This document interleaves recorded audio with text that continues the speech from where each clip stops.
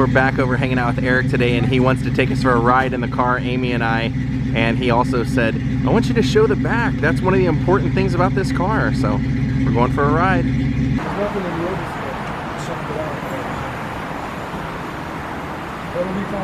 What do you think, Amy? Can you diagnose this? Yeah. The doohickey is broken from the, whatchamacallit, thingamajig? Want to put a little water to the desert is heat. Oh yeah. Eric's gonna ship it to his house in Vegas because he doesn't want to take any chances of it breaking down or anything. See, he even does his own work. Tail lights were different too.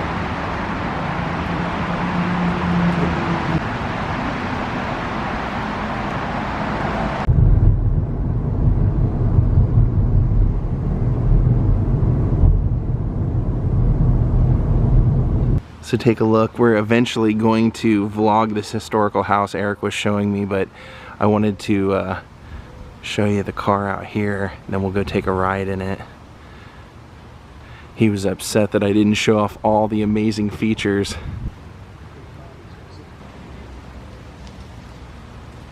Yeah, what a car, huh? All right, let's go on in. I'm driving. I'm kidding. He'd never let me drive this. Well, maybe he would. You've owned a lot of classic cars, Eric. What are the chances that you'll sell this now that you've got it exactly the way you want it to do a new project? I don't know.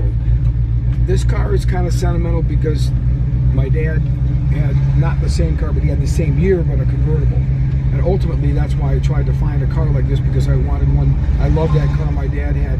I remember I was with him when he found the car at the Cleveland Open Golf Tournament in Firestone Golf Course in Akron, Ohio. And I went with him to the tournament, and one of the local dealers, or Lincoln Mercury, was supplying what they called the courtesy cars to drive people around, and they would park them on the different areas of the golf course to do advertising. So my dad saw this white Mercury Montego MX convertible, which was the first year for that model. He loved it. After the golf tournament, we went to Wick Lincoln Mercury and bought the car. No kidding. What color? White with a white metallic blue silver, metallic-y blue interior, and it was with a black top. And my dad loved it, and he had that car a long time. I remember somebody stole it once. They broke all the glass, because even the windows in the rear on old convertibles, on the higher end cars, had glass rear window, and they broke it all. I remember he replaced it all, and he still kept it. And my brother drove it for a while, and my brother was driving home one night. We were living out in the suburb, and the check engine light came on, and he kept driving it, and he burnt out the motor. And I'm trying to remember if my dad put a replacement motor or not, but eventually the car just, you know, like any car in the Midwest, would get run into the ground. Rots away, yeah. And this was like the late 70s by that point. But you got to remember, if a car lasted, you know, if you had a car 6, 8, 10 years back in the Midwest, that was a long time. Right. Because of the weather. The inclement weather would just, you know, the salt on the roads would just mess your car up. Where are we going to now? Bob Hope's house? Yeah, we're driving up. This is a famous home. Also, you can't really see it right now, but that home back in there this is a famous one, owned by, I forget who owns it. Somebody that owns one of the big businesses here in Burbank area owns this home, and it's a beautiful. All these Toluca Lake homes are old estates. There's a lake on the back side. Frank Zappa used to have a home there as well, and that's why it's called Toluca Lake. And some of the homes are on the lake. Those are all prime real estate in the LA area. Yeah, Amelia Earhart lived over here. Yeah, instead of living in, for example, in Beverly Hills, people used to live Toluca Lake, Hancock Park, Larchmont Village. Those were the. And this was close to Warner Brothers. Yeah, these were the primo areas. You see these homes are.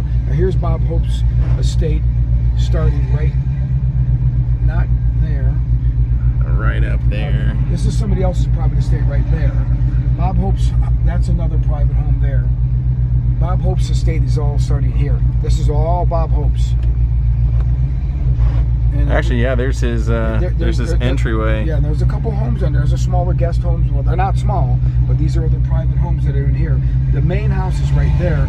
Right now, usually when everything's cut down lower, you can kind of see it better. But as you see, all the flowers have bloomed and it's way overgrown now. Yeah, he never had it like that when he lived here. It's cut down much lower and you could see the whole property. He even had like a putting green here and stuff. So that's the home right in there. I'm not sure who bought it or who ended up with it, but that's it. And all these there's some, you know, we'll drive around the neighborhood really quickly here so you can kind of see. This whole area. There's the house through there. Yeah, this whole area is old Hollywood. A lot of old movie stars lived in this area. Some of them still do now. Yeah. On the other side, Steve Carell and Miley Cyrus, I know, both have houses right here. Yeah, I know where their houses are. I know. I can drive by the area. I can show you the street that's right back in here. They live down this one. Because I remember when Bob Hope's wife Dolores was still alive, Miley Cyrus said in an interview that she would go and hang out with her because they were neighbors, like right over the fence, and they would go hang out together and stuff. Imagine that. This is an unusual looking house there. Oh yeah, that's great. There's some great homes if you go up to it, but the people you just mentioned, some of the other celebs, I love this one. Look at that path. It's like that's incredible. Yeah. All these homes are each one's so uniquely different. Oh, look at that! Wow. Yeah, it's such a great area. And if I was going to live in a more affluent neighborhood of Los Angeles, I would rather live in one of these older, more mellow neighborhoods rather than having the 912. What is it, Beverly Hills? 90210. 90210. Yeah. Now, one of the people you mentioned it's one of these homes. I think it's this one or this one is their home, or maybe it's over there. But I know it's right around here. Getting the celebrity tour with Eric Singer here. Yeah, I think it's back there. Then that's the golf course. Yeah. There. You're at the back side. A lot of people lived over here because of that. Now, you can see Universal Studios up there on the hill at night. I'm sure these people here, probably if they stand up in their second floors, they can probably watch whenever they're open for business, they can see all the fireworks that happen at night. Here's the golf course. You can kind of see it through there. So this is obviously a nice area to live because it's quiet at night. You have a golf course. And then you see some of the buildings for Universal. They just redid this. This is a brand new built up. I remember they were starting. Look at this, brand new. You should buy it, Julie. A lot of homes for sale. You're seeing a mass exodus out of Los Angeles. Big time. Everybody's leaving LA right now. Because it's too bad because California is a beautiful state and LA was, I should say, an amazing place to live for a long time, but a lot of people are just burnt out on the way it's been run, and I should say run down. Yeah, exactly. A lot of incompetency and then just crazy taxes. All right. Now this is Toluca Estates. Toluca Estates. This is another great. There's a couple other, I forget who. People have told me that there's a few more celebrities that live down on this street too. I don't remember. Somebody told me who they were, but I can't remember. This is, this is another prime area to live. Look at these beautiful homes.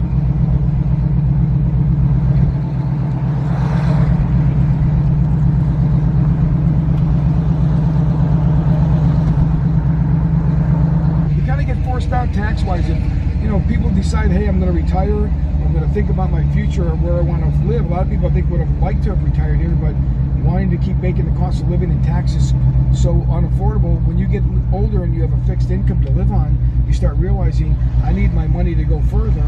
Yeah, and your money's and they just raised the property tax, didn't they? Well, they want to raise the state income tax to 16-point-something%, retroactive to January 1st of this year.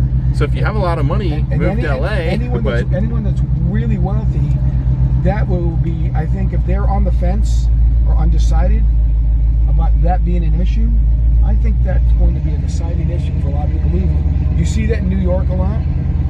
People moving out of the state, going to Florida or going to, no income tax states like Nevada, Washington State, Texas, Tennessee, Florida. People have to do it. You can't keep penalizing people. It's one thing to for a beautiful home and a beautiful environment. You can't penalize people because they were successful or because they made more money than the average person, and all of a sudden you're supposed to feel guilty or feel bad or wrong, and somehow that's a bad idea. Some people want to call it inequality, but It's really not. It's not inequality. If you earned it, if you worked for it and built a business and earned it, then it's your money, and you have every right to do whatever you want to do with your money. And that's not a political statement. That's a factual statement. Anyone with common sense would feel that way, I would think. But I've learned one thing, because there was a time where I made no money and really struggled, lived out of 2 boxes, and you know, when I first moved to LA, like a lot of musicians, all came here with nothing but your drums and a dream. Somebody comes with a guitar and a dream, whatever. Yep. And you either find a way to make it work for you, or you don't. And it's not luck, because some people say, oh, well, you've been lucky, and some people, oh, I wasn't as lucky. No, it's not just luck. You know, they say it's luck is opportunity meets preparedness. Yeah. So if an opportunity presents itself or manifests itself in your life, and you're prepared to take advantage of that opportunity, meaning you've got your playing up to speed, you've been practicing, you're prepared, you have a good attitude, you don't have issues personally with drugs and other things, you might be able to take advantage of an opportunity if it happens. And unfortunately, it doesn't always happen for everybody. And it's not because they were unlucky. It's not just not meant to be for everybody. Yeah. I think it's true of most things. Like if you look at sports, not everybody gets to play in the NBA. Not everybody gets to play in the NBA. It's just the way it is. And it's, you know, a lot of people are very deserving and very talented. It just doesn't always happen for them. But the thing is, LA is not a place to be. If you can't make a living trying to do something that you want to do like that, this is definitely not a place to try to That's a good survive. point, because people always ask me, like, hey, you moved out to LA when you were 18. What should I do? I want to move out there now. And I go, I don't know what to tell you, because I'm an anomaly. Everybody I knew when I moved here in my class at school, only 2 of us out of the whole class are still here. Yep. I would say respectfully to anybody, you know, if you have the wherewithal, if you have a lot of drive, you basically have to be like when a horse races, it does what? They put blinders on the horse for a reason. Yeah. So the horse stays focused on its destination, and the straightest line, the best way between a destination is a straight line from point A to B. Don't get diverted. Life and other situations, if you allow them, can really always constantly keep you diverted off of your path. You've got to be willing to sacrifice and be willing to stay extremely on point. You cannot let anything let you be pulled off or led astray, I should say. Yeah. And that means a lot of things. So it means a lot of sacrifice. I think it takes more sacrifice than you realize. That means family, relationships, maybe having a more secure job. You gotta be willing to take that chance, you know. And you know, all the things I'm saying are cliches. We've all heard it. Everyone that's ever done. Yeah, but you and I both have lived it. We're both from Ohio. We both came out here with a dream, young, and we've made it work out here. So yeah.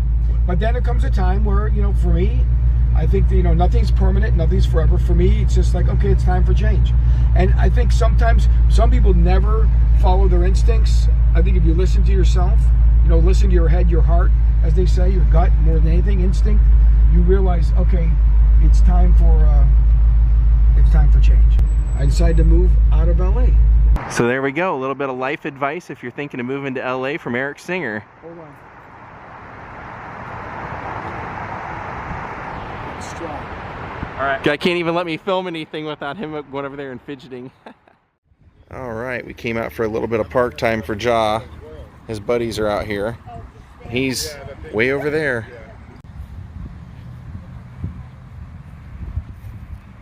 Here he comes. Well, he was. I think he's gonna see all the dogs and then want to stop.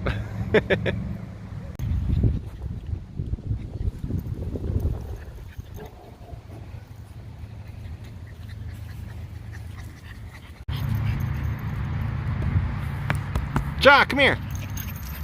Good boy.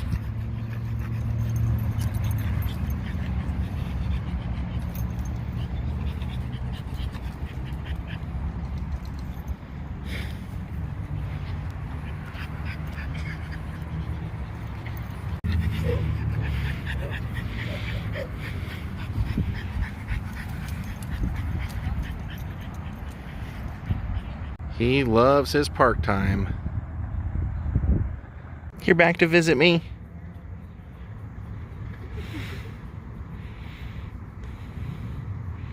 You can't live without park time, can ya? You just can't live without the park time. Alright my friends, we're gonna call it a day. I hope you enjoyed our hangout with Eric today and our little trip to the dog park. Amy and I are gonna call it a day. Thank you all for watching. See you all next time, and thank you Dave Rogers, Tony Matt, Ron Redding, Electrical Gremlins, and Gwen Wilkinson for becoming my newest Patreons. We'll see you all next time. Have a great night, and goodbye.